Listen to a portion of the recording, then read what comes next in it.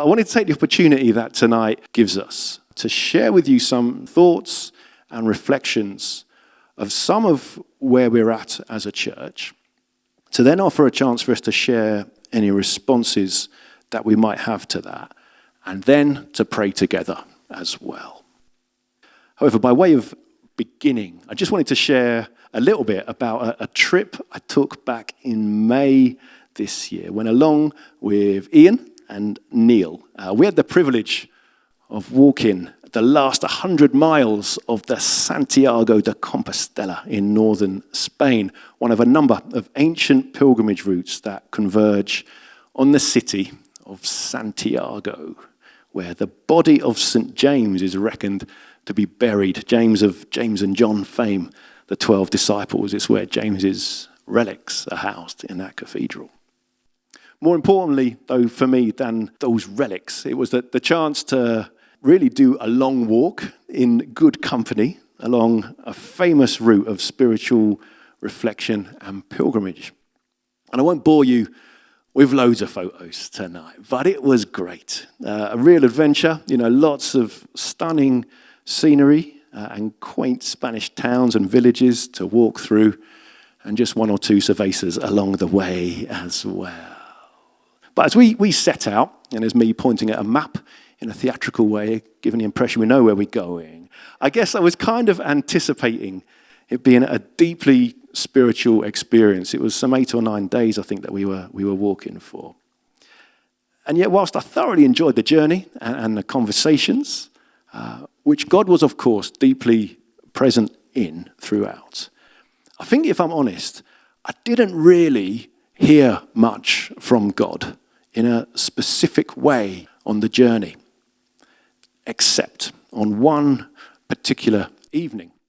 And a surprising thing for me was that despite all the space and the scenery and my general expectation and preference normally to spend time with God in the big outdoors, it was actually in a church service that we went to that I felt God speak to me most clearly during that time. So one evening, we went to a Catholic Mass in the small town of Portomarin. It was in this church here in the middle of the town square there. That's the outside. This is the inside of the church when it was empty. But in the service, it was standing room only, probably a couple of hundred people, full of fellow pilgrims from all over the world, along with a number of locals who made it their regular service as well. Now, as you'd expect, the service was all in Spanish, so not much made sense to me. But the way the priest led communion, that's pretty universal. That was recognizable, at least. And in time, everyone started queuing to receive communion from the priest. Now, I'm obviously not Catholic. And the rules are that if you're not a confirmed Catholic, you're not supposed to receive communion in a Catholic church. I don't agree with that, but I wanted to respect it. So I thought, well, I won't receive the bread. I'll just go up for a blessing. So me and Neil began queuing to go up. I think Ian said he wasn't fussed about going forward on that particular evening. But as Neil and I were queuing, I was quickly got my phone out and I was Googling the Spanish word for blessing, because I wanted to make sure that I could let the priest know that that was what I wanted when I got to the front. So when I got to the front, I said, bendición, which I think is the Spanish word for blessing. So he looked a bit surprised because everyone else was having bread from him. But he signed me with the sign of the cross on my forehead, and he said a short prayer for me in Spanish. And I never met the guy, but he seemed like a good man. And in my heart, it felt like in those 2 or 3 seconds, it felt like he meant it, and he was treating me like an individual. And I was glad to have this Spanish Catholic priest pray for me. But the other thought that flashed through my head in those brief seconds, it was a surprisingly deep sense of God speaking to me. And in effect, the kind of words I heard in that sort of flashing moment, really, were words something like this. So it's sensing God saying to me, look, I know, Matt, that being a vicar is difficult and the personal cost of leadership can be significant. But remember what you've just experienced. A Catholic church service in a foreign country, said in a foreign language, surrounded by strangers from all over the world. But that's my church. And you've trusted this man simply because he's a priest to give you a blessing. So don't underestimate how special that is and how special church is. And don't underestimate your role as a church leader, as a priest, because just as you trusted this priest to bless you, so you too have that privilege to bless others. And it was one of those times when God seems to say a lot in a very short space of time. You know, you get it in 1 or 2 seconds, it just felt it was a whole paragraph. You know, part encouragement, part kind of gentle rebuke, perhaps, but it felt positive nonetheless. And that was all I heard, really, specifically from God on the whole of that week and a bit of pilgrimage, really.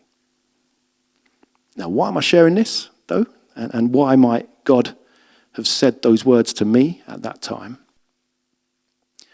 Well, it happened in the context of what in some ways has been a pretty tough and in many ways bruising time of late for me as vicar here. Indeed, what I'm going to share is quite personal, hence why I won't be putting it publicly online.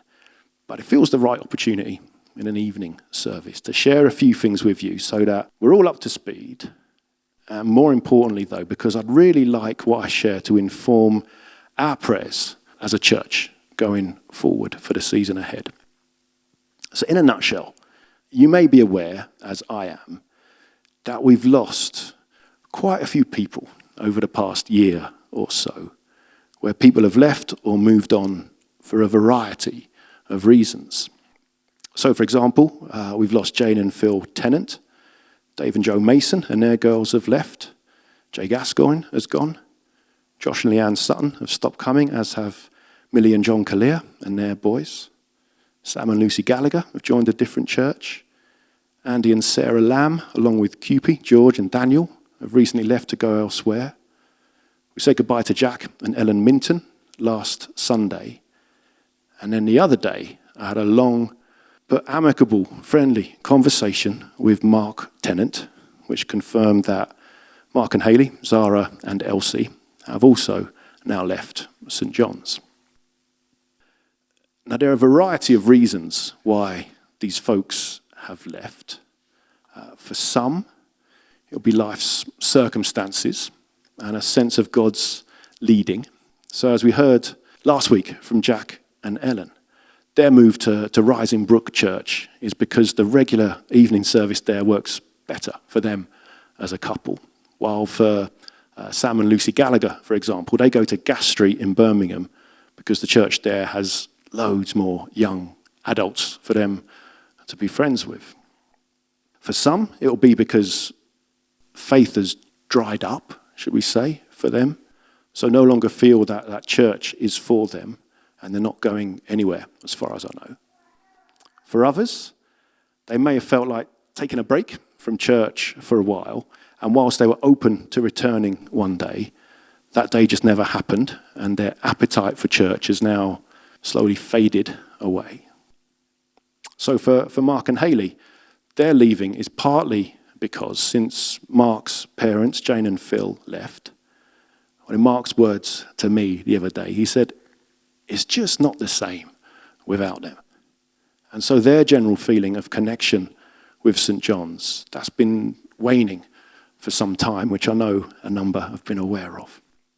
For others, though, I know their reasons for leaving are to do with me and my teaching.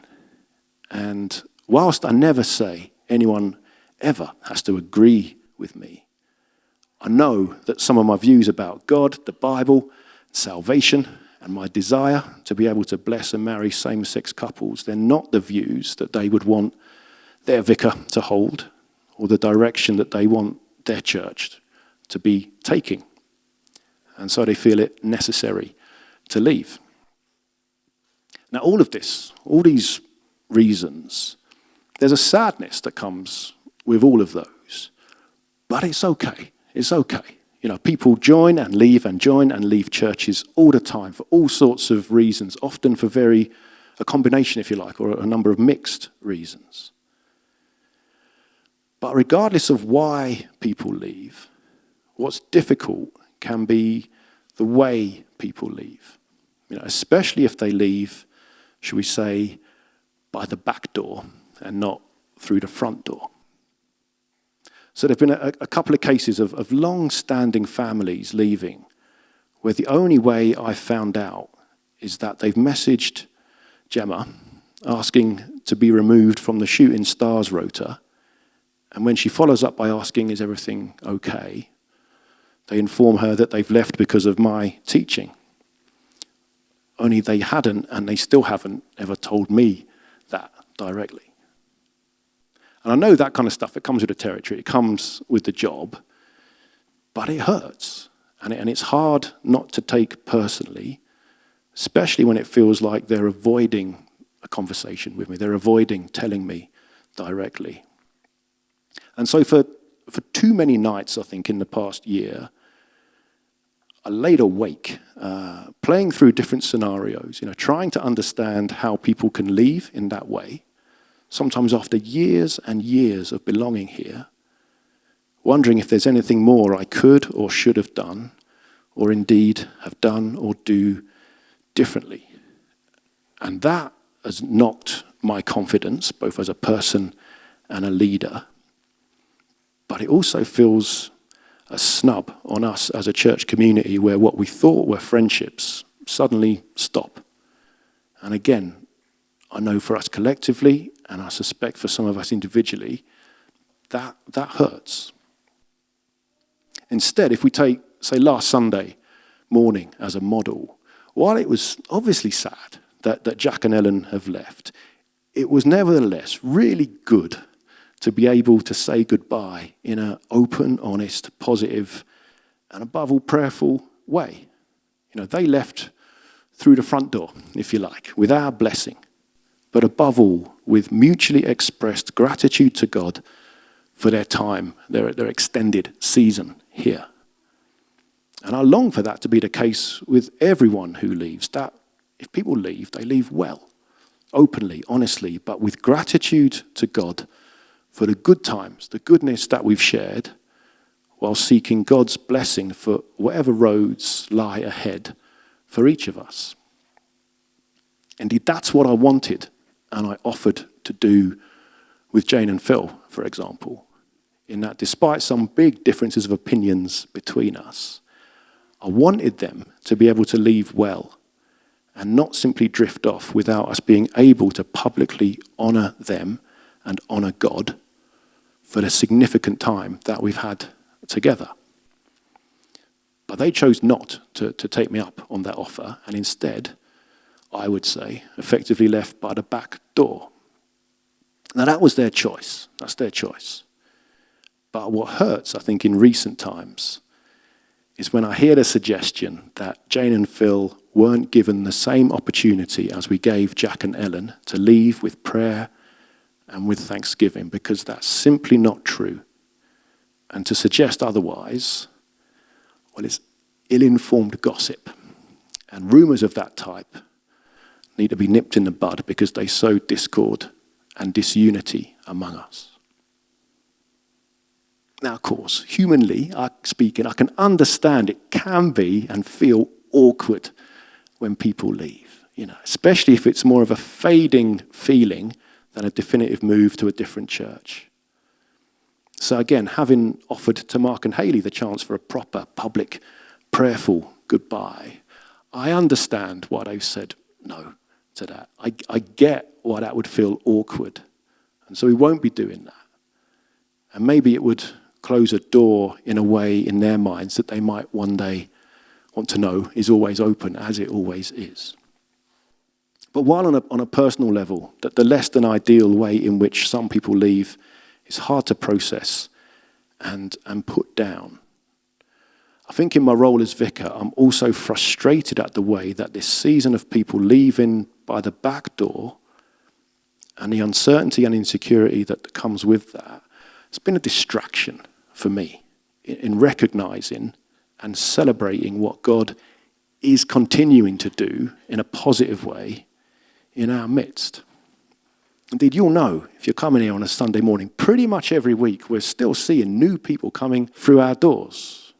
And it's been great, really heartening to see newer people finding a home and a community here. You know, one that sticks out was that baptism day we had a couple of months ago.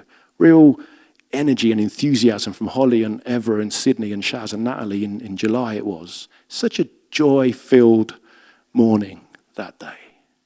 Equally having Laura as curate and Hayley as a Link Church student with us, you know, they're bringing a freshness of faith with them. So the staff we employ, Marie, Nigel, Gemma and Barry, they're fantastic. As are Nigel and Marga's wardens. Sharon does a great job overseeing house groups and a lot of the pastoral care. While some of the services, groups and events we're offering, they've never been healthier. You know, with more numbers than ever, say at Drop-In, or at our Monday service, or indeed at Chase View, where we go once a month for a service at that residential home.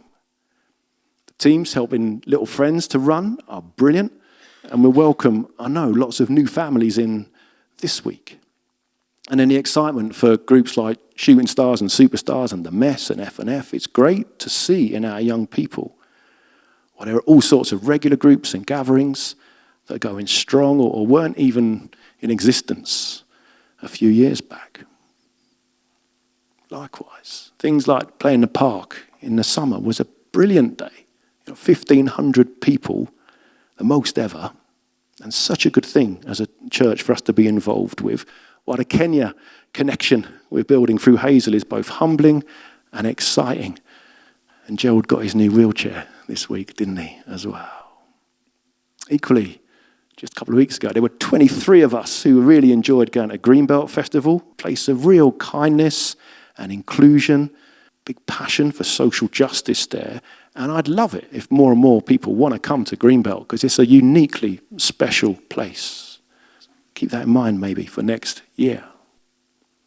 In terms of services, we've got a really strong team of leaders and preachers, and I love how many people talk to me and are really engaged with the ideas that are shared from the front. The prayer team and the service teams are strong, and even though, when I list them like this, it's a lot, even though Millie, Sam, Phil, Jay, Ellen and Mark going means that we've lost a lot of our key musicians. Having Steve, Hazel, Sean, Pete, Kat, Rich, Ethan, Rich, Jay and Alex involved is great. And I know I and we have been really grateful to God for the way in which Mark and Rachel Vors have been with us in this season and been such a blessing.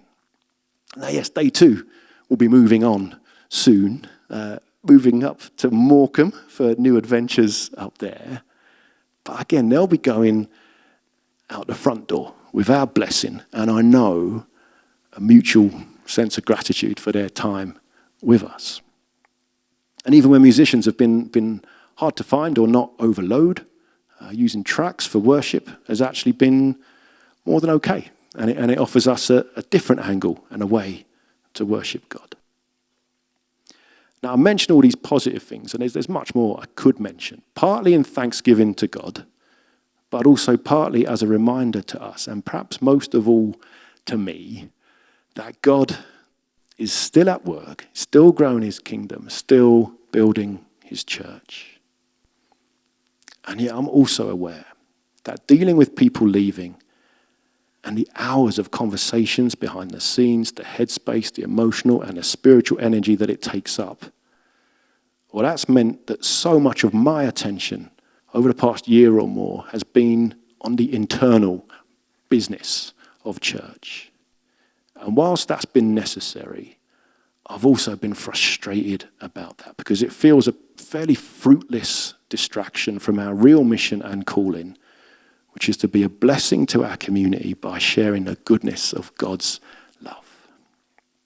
Indeed, it leaves me and has left me feeling kind of insular and unsatisfied, especially when there are so many ways we could be imaginative about engaging with and blessing our local area and its people. The most alive I've ever felt was ironically through lockdown, where we weren't meeting as a church, and don't take that personally, but when we set up Burnt Would Be a Friend, and it was just literal hand-to-mouth stuff, I felt alive at that point. And I loved that kind of community-focused angle, and that's taken a bit of a hit, I think. And yet I know that the best form of evangelism is when God can use generosity and kindness to draw people to himself. So on this, I'm pleased, for example, that through Kathy Coe, Councillor Kathy Coe, there were talks beginning to happen again about how we might resurrect Friends of Chase Terrace Park, which kind of fizzled during COVID, as I'm convinced that would be a good thing for us as a church to help drive.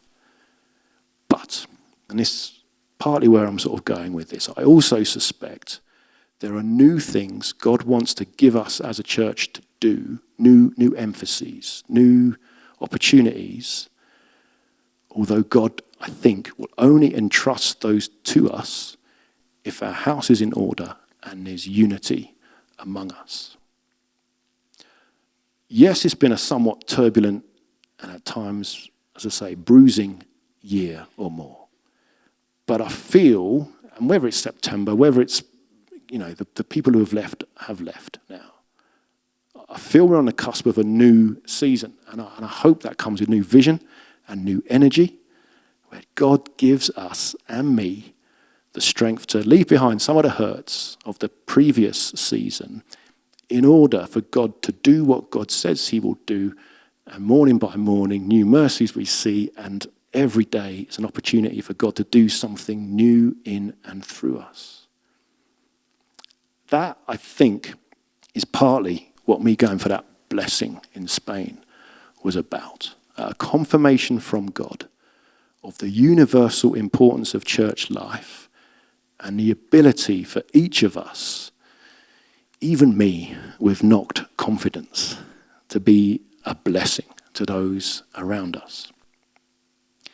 And yet, whatever the future looks like, I know it's got to be rooted in God's inclusive love, discerned through collective prayer, and reflected by a shared commitment to church community as the means by which God offers his hope to this area and beyond.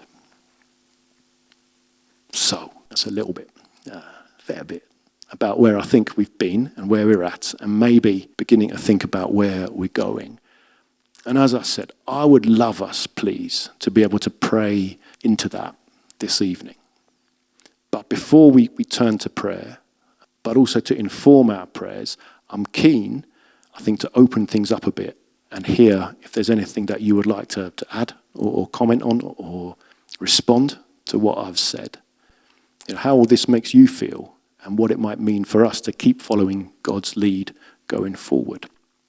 So what I'm going to suggest we do, and this may not be relevant for you, I appreciate that. It may be something that you just think, I don't really know anything about all this. That's okay. But for others, I know it's a chance perhaps to share some things. So I'm going to suggest, if we take 5 minutes or so, just to turn perhaps to those around us, have some kind of way of responding, of sharing either what you think or where you think God might be in your thoughts on all this, where you think God might be in our direction as a church. We can share those if there are those that come forward, and then we'll pray into those more collectively in a bit. As I say, I'm keen that we have enough time to pray again and have some sung worship as well. But I just wanted to open up a little bit, so it's not just me speaking tonight. If there's things that you want to share, comments you want to make, responses you got, maybe some wisdom to throw in the mix, and then we'll pray into all that as well. But anyone feel they want to say anything, you'd be welcome. Emily. I'm going to be brave. I think lots of you shared there is an element of sadness with a lot of it. But I also think when you spoke about taking things personally, sadness for you that it has been made personal. And I think I'm not a vicar or vicar material, but have experienced that in my job where things are made personal, and it's very hard to detach yourself from that when actually all you're giving is your absolute best. So I think it's easy for us to perhaps dwell on things that have happened or look at the past or talk about individuals. But I think what you said about kind of looking forward to this next season, that's kind of quite refreshing. And although can be overwhelming and a little bit scary, it can also be exciting.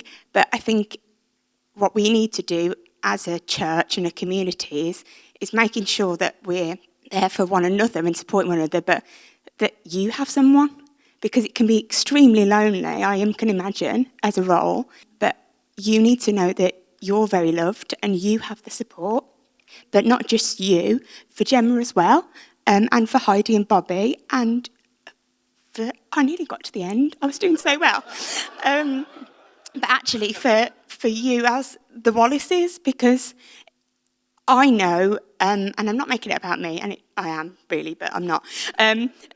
I know it's very easy to just play over those negatives over and over in your mind, and you forget the positive comments or the positive, things that have happened or the things that have said to you. But hopefully you can come away from this evening, it says joining in, that you are incredibly loved and incredibly valued, and I would be.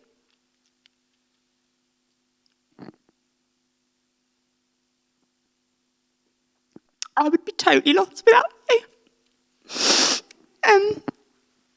I've become the St. John's Wetter.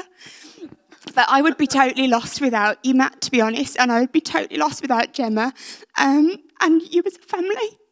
So thank you. Thank you. Thanks, Em. Thank you. I appreciate that. Thank you. Thank you. I think when Kim spoke the other week, you were talking about your pension and all that kind of thing, and you said, I'm not showing this for sympathy, it's just to let you in, and let people into the ups and downs of life and where God is in the midst of all that. And I'm not sharing it for sympathy, but I do appreciate the solidarity, I think, in that, and the love, and thank you for that. And I think, as I was trying to sort of mention this in what I said earlier, I know it's not just about me as well. I know that there's a cost to us all in terms of the vulnerability and the effort that comes with being real community here. I know we're informal, and I know we sort of try and keep things fairly, not like institutional church here, but I don't want everyone that to be confused with that we don't take it seriously. We might be informal, but we're deadly serious about this church stuff because it is hugely important. It's the way that God has chosen to do stuff in the world. So, yeah, thank you. Margaret and Paul. I just wanted to say I did thank both Ellen and Jack when I've seen them in the week to say how proud I was of them both. Not just acknowledging the love of the church, of all the people here who have loved her, and Jack for that matter, but for the acknowledgement of you, that how you've led them on their journey, the things you've said to them, especially Jack when he said, thanks, Matt, for sort of leading me on that faith journey. They do love, again, like Emily, they do love you. Ellen definitely loves you and cares about you. She loves this church. It's circumstance, I know, and I was heartbroken, there's no question. But I was very proud of them. And you are supported, you are loved. I will certainly watch you back until my toes curl up. So, with the help of good old Nigel, and we're here to love each other, aren't we? We're here to serve and to love each other and care about each other. And I know we spoke about Jane, but she's spoken about like the prayers in these walls and the love in these walls, and I've got to go to church because Jesus is waiting for me. I can't not go because he's waiting. And all that love is still here. It's still, when you walk through that door, and the work you do within the community, and the work you do with us, and the times you take time for us. And Bobby and Heidi, well, Jem, you're just a lovely family, a unique family actually, that work really well together with all that you do, with the whole package. You're just a very good package with a big bow. So thank you very much. Thank you. All right, Paul. It's where to start, really, Matt. So my well-being's not been brilliant for a while, and I know that obviously you've had some problems as well. Let's say that. But what I'd like to say is that if it wasn't for you, Matt, I think, I wouldn't be at church anymore. Not just you, but the family. I understand that it's always sad when you've known people for a long, long time to disappear and then not to hear from them. That's really, really difficult, and you do take that personally. Well, I know that I do take that personally. But there's such a lot of love in this building for you and your family. And I think you've gone through such a hard time the last year working on your own. I know Chris used to prepare sermons when we were at previous church, and it takes a lot of work. And I don't think people always see that. But when you prepare something, it's always top drawer. It's always from the heart. And it's always with a message. The things that you do for the Hong Kongers, fantastic, over and above. You're just an amazing fella. And I just wanted to tell you that, just to give you some encouragement. You and your family are amazing. Thank you. Thanks, Paul. Trish. I have to say, Matt, of all people, you are the one who addresses the elephant in the room, aren't you? I mean, most people just wouldn't go there, would they? But no, I think I just would hope that the people who have drifted away don't think that they're not missed, because I think, in a church as big as this, people perhaps think, oh, well, it doesn't matter if we don't go, nobody will really notice, and we don't really talk to many people anyway. But actually they are missed, and they are sent with our love and our blessings. And it would be nice to send people away with the blessings of the church, like we did with Ellen and Jack. But those people are still in our hearts, and they're still in our minds, and they're still a part of this church. And I would hope that they would be welcome back at some point in the future if they wanted to return, or particularly those people who've perhaps drifted away for family reasons, because they're doing something else now on a Sunday morning, because there's commitments on the children. I do know that a lot of sports events happen on Sunday mornings. I know your kids have had to sacrifice not doing their sporting things because sports events always happen on Sunday mornings. And that can affect the whole church, can't it? So the whole family dynamic, like it did with the Backhouses, with Lottie not able to come, or Matt not able to come because of Warren playing football all the time. So I just want those people to know that we do still care for them. We'd love to see them, and any opportunity that any of us get, when we bump into them in Tesco or wherever it might be, we should make them know that we do still care for them, and they are still very much welcomed in this church. But thank you for tonight. Thank you for doing that. Good stuff. Thank you, Trish. Thank you. Kim?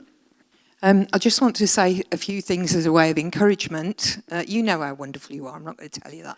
But as a church, this is one of the most friendly, open, accepting, loving churches that I've been to in my time as a Christian, and that comes from the top. That comes from the example of the leader. And we don't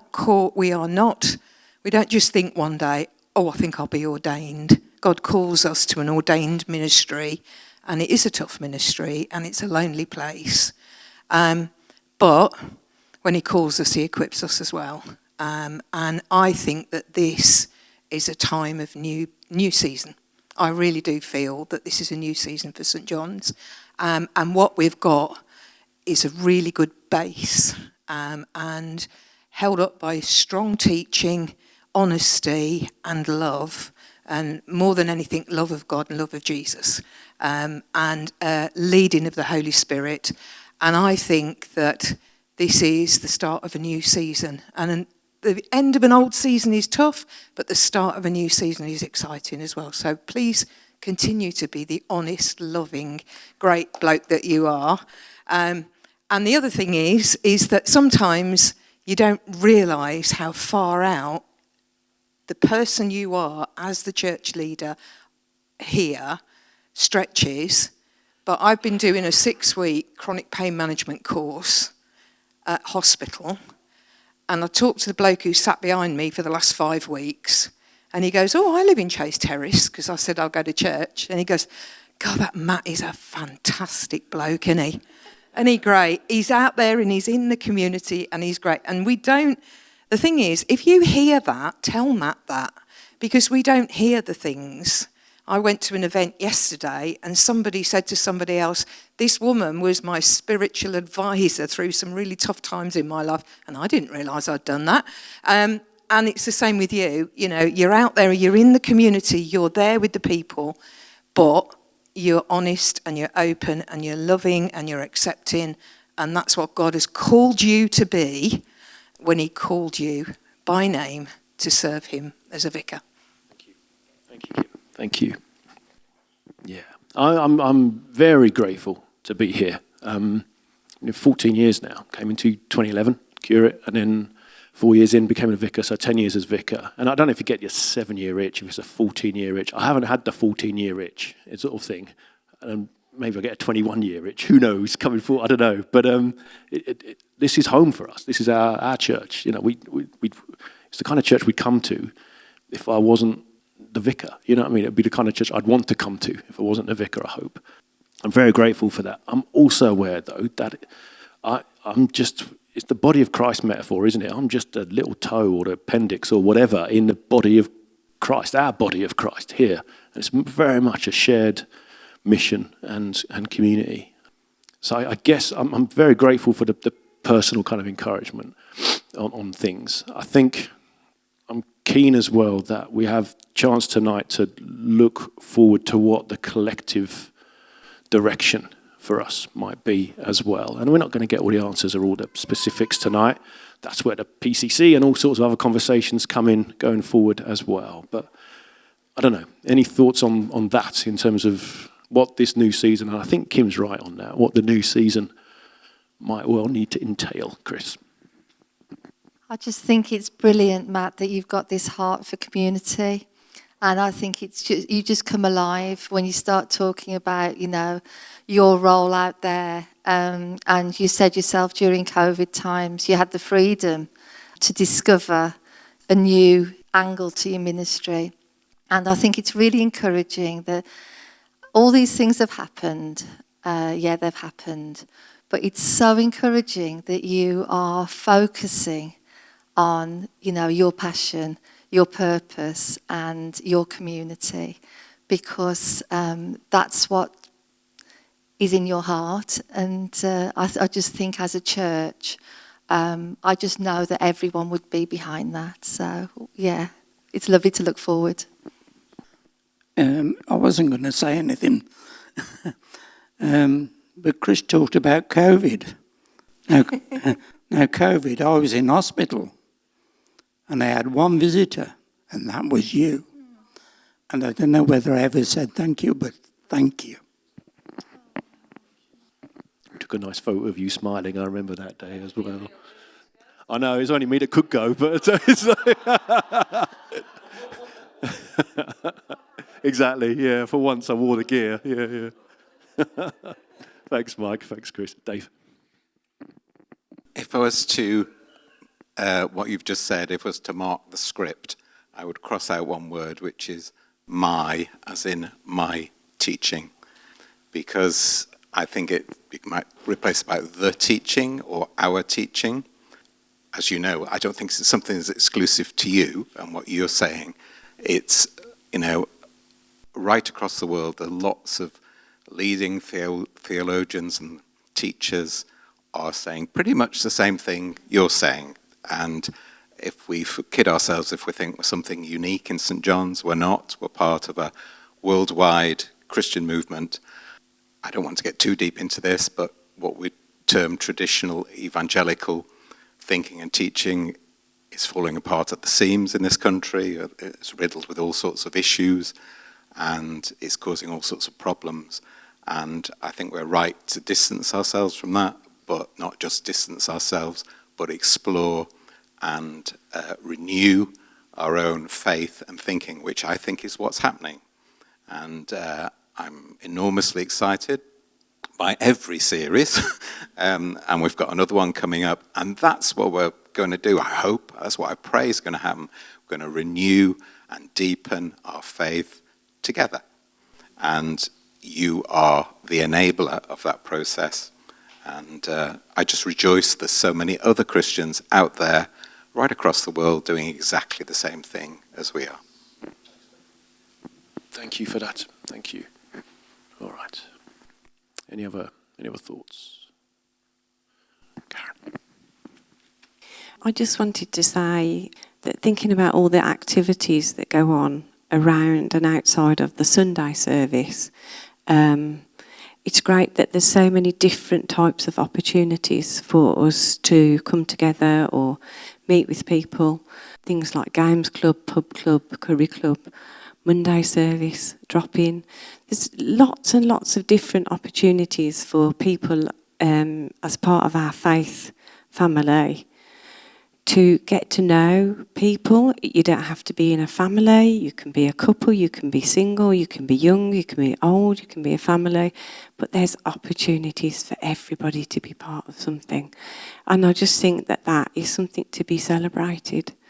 I just think that's so important that you have kind of, with the help of everyone else, built something that's really diverse and inclusive. And for me, being diverse and being inclusive is really important. We do so much in my workplace about the importance of diversity. And it's really good to be in another place that feels exactly the same as that has the same level of commitment to equality and diversity. And just caring about people for who they are and where they're at. And new people are coming, and sometimes it's really exciting to get to know some of the new people and learn a bit about their story and their faith and their journey. And then we can all be uplifted and encouraged. And at the heart of it is the Holy Spirit, who's leading and guiding all of us. And I think if we were going down the wrong path, the Holy Spirit would tell us. Yeah, thank you. All right. I'll give Lisa the last word and then we'll pray. It just something that struck me actually was a bit about the pastoral care. Because, I mean, obviously Jane was really involved in that. And I know we've got house groups, but not everybody's in a house group. And I think pastoral care is a bit that really costs you, I think, in terms of trying to keep on track of people. And I know some of us informally try to talk to people and get to know them, but I don't know, is there a mechanism that we could think of to make it a bit more of a formal structure so that less chance of people falling through the gaps? And communication, to be open perhaps to people that are struggling a bit, and I know that for us, at least it's house group, but not everybody's in that place, are they? Thank you. Sharon, where's Sharon? Let's see, Sharon. So Sharon, give us a wave, Sharon. Sharon is our pastoral care coordinator and oversees the house groups. The unseen work this woman does is immense. And I appreciate what Lisa's saying in terms of people not falling through the gaps and so on. But most weeks we have a catch-up. And sometimes it's a long catch-up because it's just she's got her ear to the ground and people speak to Sharon and get support from her. And then where it's appropriate, she feeds that back to me. And then I can maybe pass on other people or go and see people or whatever. But Sharon's one of the people who's got a finger on the pulse of the church in a way that may not be recognised or sort of seen by many, but she's great. And I'm very, very grateful for Sharon. I think part of the transition, because Jane was overseeing house groups, Jane Tennant, for a long time, and I'm grateful for her time here and her pastoral input and so on. And it's taken a little while for that transition to happen and for Sharon to feel empowered to do more in that respect. So it is happening, and I'm not being defensive on this. Gemma's fantastic at Little Friends as well. The network of people who phone's always going with parents and carers and so on getting in touch. We saw another one this morning, went out for a walk kind of thing. It is happening, but I appreciate there's always more that we could do. And maybe we need to champion and publicise the structures within which we've already got, but they're more low-key, I suppose, perhaps, than they might otherwise should be. Yeah, quite. Yeah. Yeah, well, it does, but then the house group leaders have got a good take on their groups. But it is a shared responsibility as well. And you know, there's all sorts of, look at Chris, there's all sorts of people who are brilliant at getting around folks on a Sunday, not because we're chasing them, but we're just checking in with them. And there's a big difference. But I hope that we understand that's a shared responsibility, because Sharon can't do it all, I certainly can't do it all. It's all of ours. If we see someone new, if we see someone who's come back who hasn't been there for a while or whatever, we can all do the pastoral care, you know. I said Lisa last word, but I better not let Gemma speak. Go on. Can I just say quickly, a lot of the pastoral conversations happen in Aldi or in Morrison's or at the time when you're least expecting it. So if you are going shopping locally, give yourself an extra 20 minutes, because I promise you, and it is funny, but it also is, we were walking this morning around Chasewater and there was one of the little friends' mums, and she was really honest with us about how she was doing. But if you live locally or you shop locally, just give yourself a bit more time, because you will be amazed. And we've started trying to walk places rather than take the car. The amount of people you meet on a walk, I mean, the poor kids, we leave them at home for a bit and they're having a lovely time on PlayStation and TikTok or whatever they're doing. But the amount of conversations that you have just by being local. So if you can shop locally and spend a bit more time in the Aldi aisles, you will be amazed at how much pastoral work happens there. Yes, we bumped into a couple through little friends. We know him. He's having his whole bowel removed now, so it was a good conversation with him, wasn't it, in terms of what we can do to support him going forward. Met John Biddle. He was out on a run as well. Best remember John. He was doing marathon training. He says hello, by the way. Nice to catch up with him. But he's, he ain't been for, I don't know, mate would know. He was 4 or 5 years, maybe, John. But he was regular at his time, and he's a top man. But when we stopped him, he stopped his watch because he was marathon training. We had a sort of few minutes chat. And he said, I'll put this in my log as church chat. So he connects me and Jem, and he was very warm, as he always is. But I still think he would see this as being his church. I don't know what he keeps up with online, but a bit like Trish was saying, it's not that you can never leave, like Hotel California, but it's that kind of... So, yeah. All right, I'm aware of the time, and I'm aware it's an evening, so I really do want us to have a chance to pray.